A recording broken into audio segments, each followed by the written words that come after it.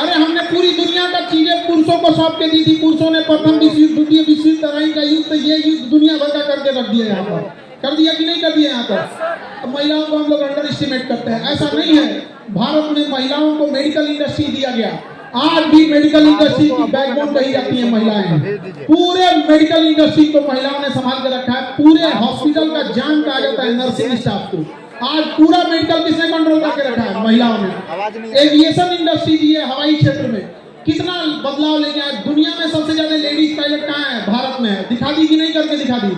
Banking sector में करके दिखाएं कि नहीं करके दिखाए आपको? लेकिन महिलाओं को आगे बढ़ाने के लिए हम सरकार से भी कहते हैं कि महिलाओं के एजुकेशन पर से जीएसटी हटाया जाए। और यह जैसे हटेगा महिलाओं पर से जीएसटी, अब आप कहिएगा कि बेटी पढ़ाओ और बेटी बचाओ, 18% जीएसटी घर से लाओ, ऐसे कैसे होगा? वो बताइए, आपसे जीएसटी हटना चाहिए कि नहीं? अच्छा पुरुष लोग समझो, जिस दिन महिलाओं से जीएसटी हट जाएगा एजुकेशन पे, फिर हम लोग कहेंगे भेदभाव हो रहा है, बराबरी होना चाहिए, हम लोग का भी हटना चाहिए। तो हम यहाँ पर याद रखिएगा, पुरुषों की मदद महिलाएं ही करेंगी। पहले हम लोग को लड़ाई लड़नी है किसके लिए? महिलाओं के लिए। कि भैया उनका जीएसटी हटाओ। और जब उनका जीएसटी हट जाएगा तो ये जिम्मेदारी महिलाओं पे होगी कि हमारे भाइयों के साथ भेदभाव क्यों? शिक्षा पर सबका अधिकार है, उनका भी हटाओ। नहीं होना चाहिए। याद रखिएगा, हमें वहां दिया जलाना है जहां अभी तक अंधेरा है।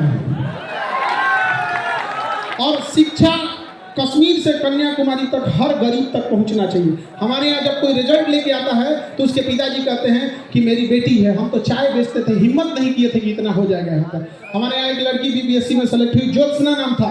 बियाह के 17 साल बाद उसने बीपीएससी का एग्जाम दिया। कहा कि सर बड़ा सस्ता था, मैं एडमिशन ले लिए, अब पढ़ने लगे, इतना आराम से पढ़ाएं कि पढ़ते पढ़ते कब हम बीपीएससी के अधिकारी हो गए पता नहीं चला। सोचिए अगर लाख रुपया फीस रहती तो कोई हिम्मत करता? नहीं सर, कोई हिम्मत नहीं करता।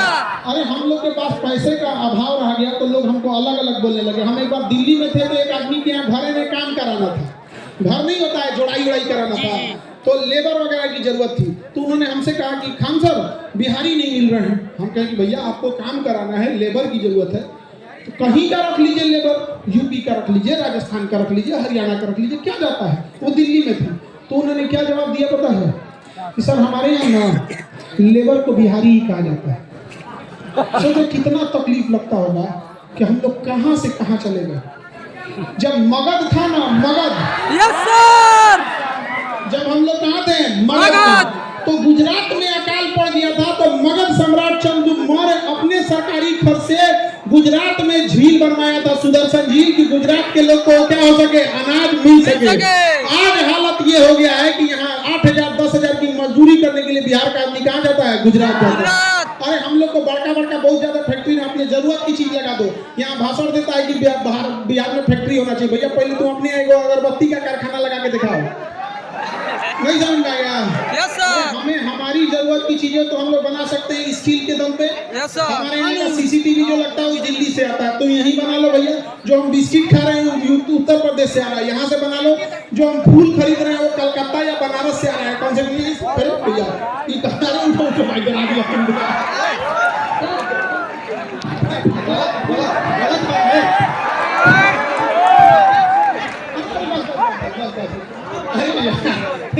इसको बहुत हमको लगा बीमार पड़ गया बेचारा। बहुत बदमाश है।